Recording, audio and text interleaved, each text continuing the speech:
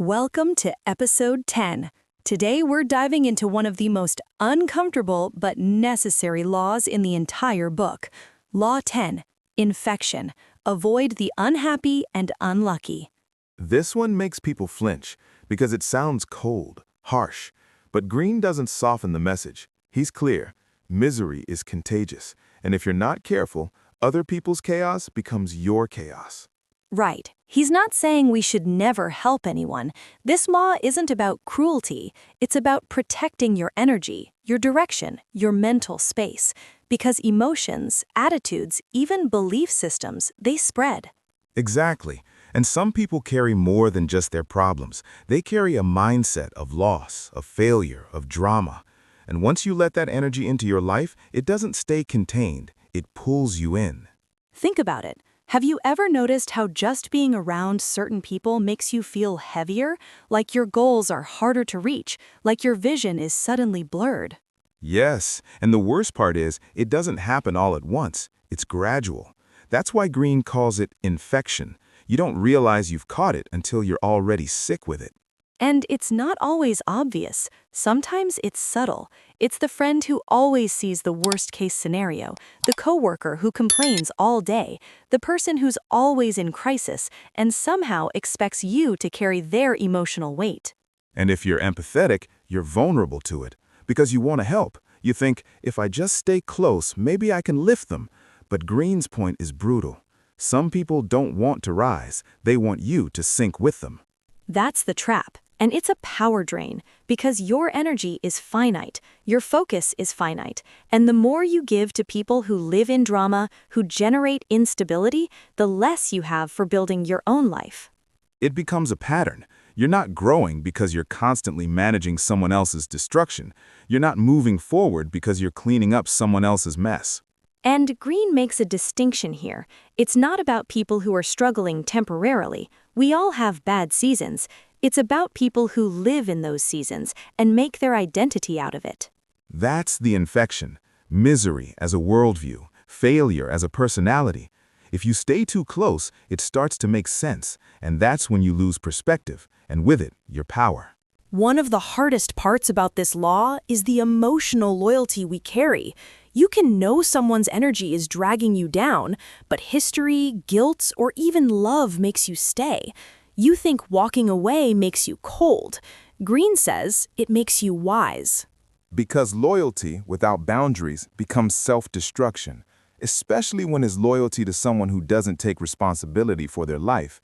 You're not helping them, you're enabling the pattern. That's the infection.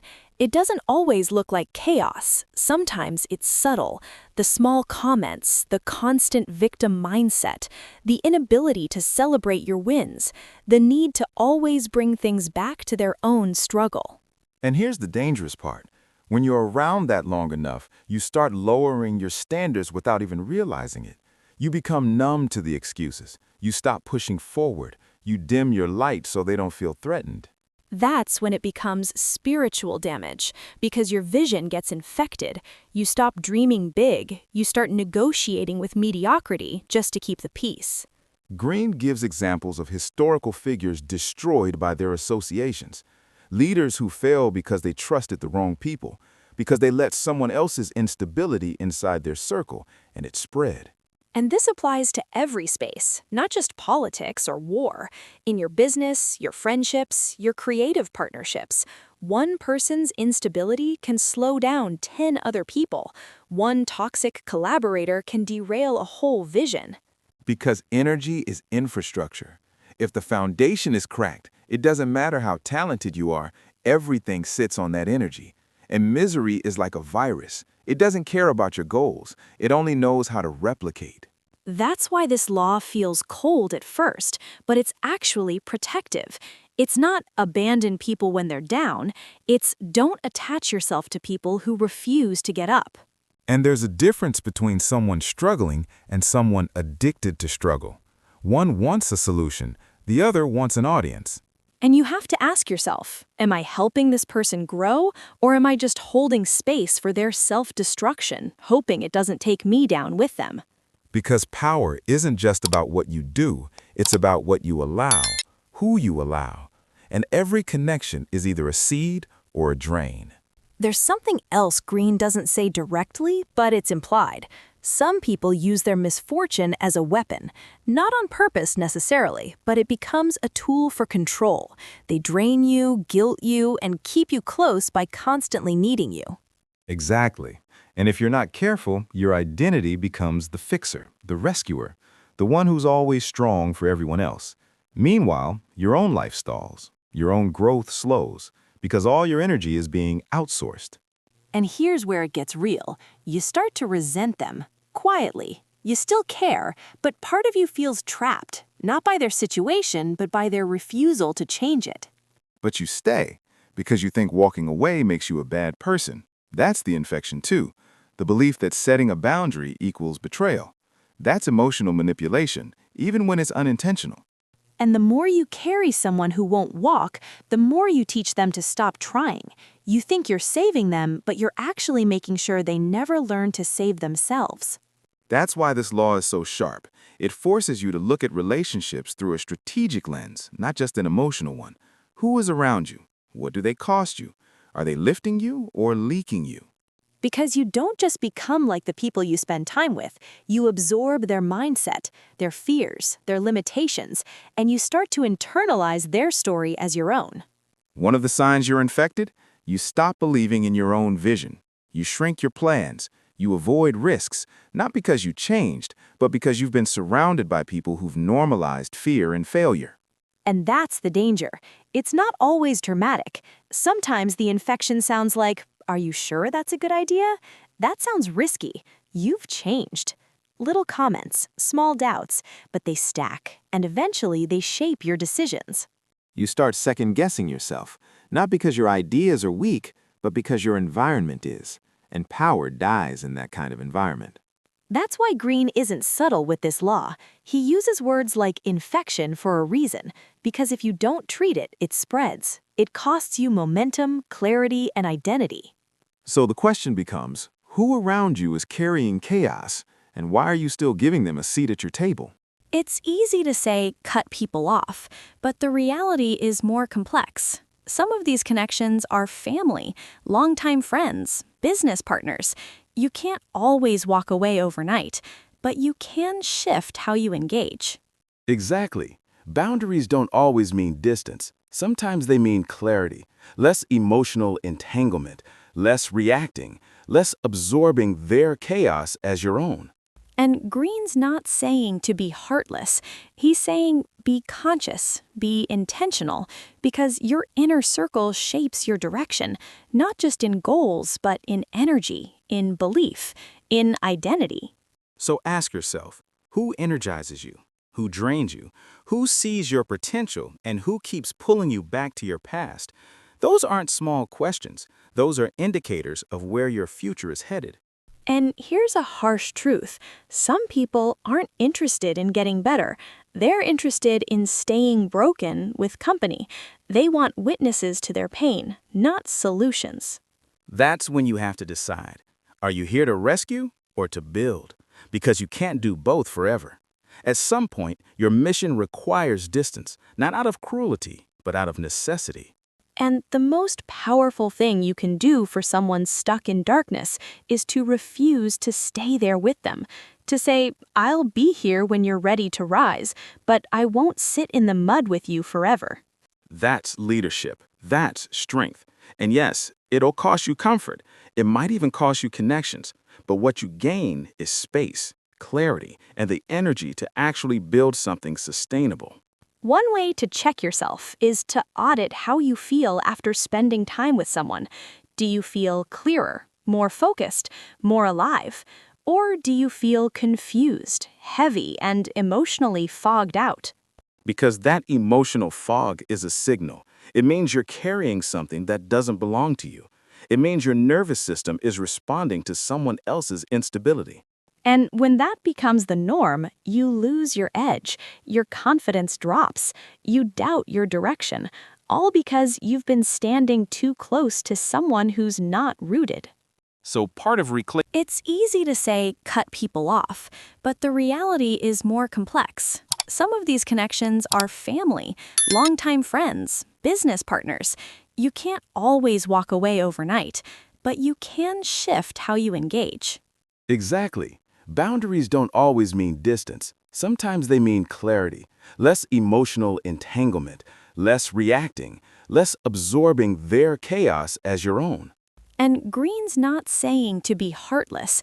He's saying be conscious, be intentional, because your inner circle shapes your direction, not just in goals, but in energy, in belief, in identity. So ask yourself, who energizes you? Who drains you? Who sees your potential and who keeps pulling you back to your past? Those aren't small questions. Those are indicators of where your future is headed. And here's a harsh truth. Some people aren't interested in getting better. They're interested in staying broken with company. They want witnesses to their pain, not solutions. That's when you have to decide. Are you here to rescue or to build? Because you can't do both forever. At some point, your mission requires distance, not out of cruelty, but out of necessity. And the most powerful thing you can do for someone stuck in darkness is to refuse to stay there with them. To say, I'll be here when you're ready to rise, but I won't sit in the mud with you forever. That's leadership. That's strength. And yes, it'll cost you comfort. It might even cost you connections. But what you gain is space, clarity, and the energy to actually build something sustainable. One way to check yourself is to audit how you feel after spending time with someone. Do you feel clearer, more focused, more alive? Or do you feel confused, heavy, and emotionally fogged out?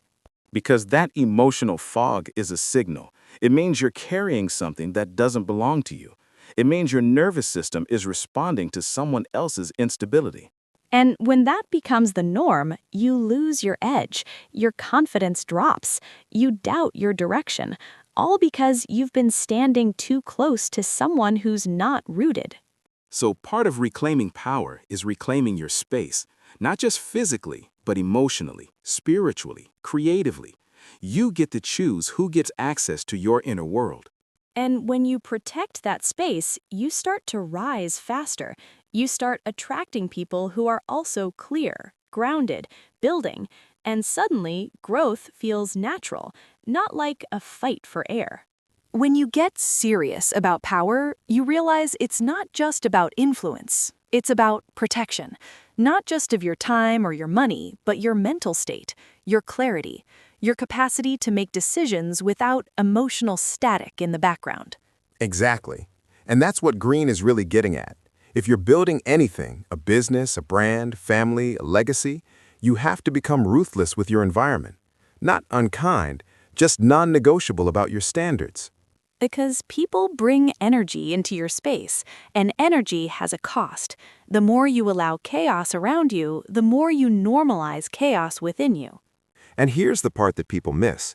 Every time you choose to tolerate a pattern that drains you, you're signaling to yourself that your own vision can wait, that your peace is optional, that someone else's crisis is more important than your focus. And if you do that long enough, you start to forget what focus even feels like.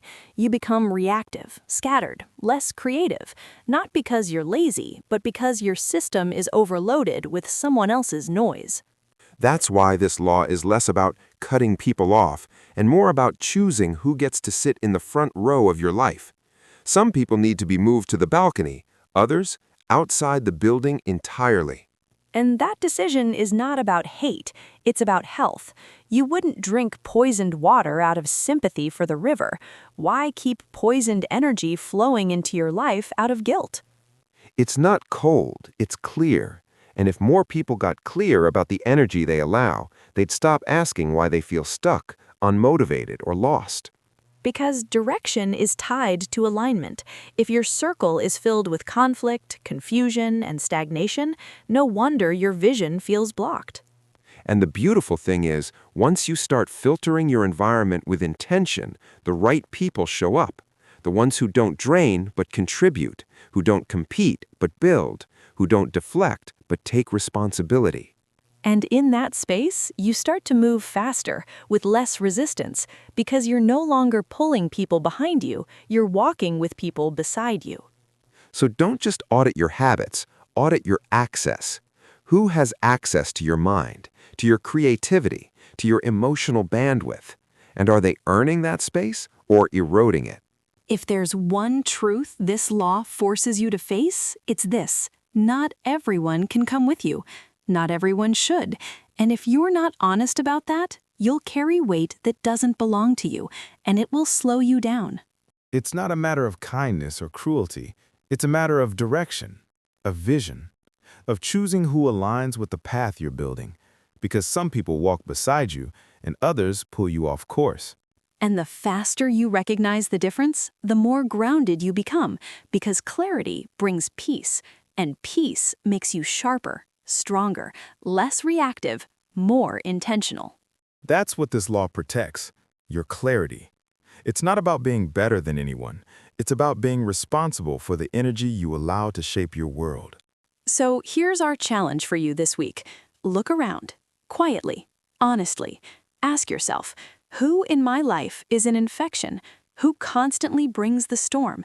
Who makes me doubt my direction, question my confidence, lower my frequency? And then ask the harder question. Why am I still letting them in? What story are you telling yourself that makes their presence more important than your peace?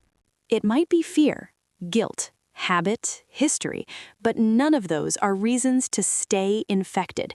You don't owe anyone access to the part of you that you're still building. You owe yourself progress, alignment, and the kind of protection that only comes when you stop romanticizing chaos and start respecting your future. Greene didn't write this law to make you cold.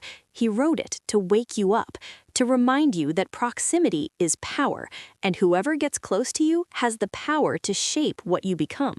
So protect that space, not out of fear, but out of vision. Your life is too important to be constantly recovering from someone else's damage. And if you're ready to start filtering better, drop a comment. Let us know what shifts you're making this week and what peace you're choosing to defend. Next episode, we're unpacking Law 11. Learn to keep people dependent on you. It's one of the more controversial ones, but understanding it can change how you negotiate everything. Until then, stay sharp, stay clear. And never forget, you can't heal in a space that's making you sick.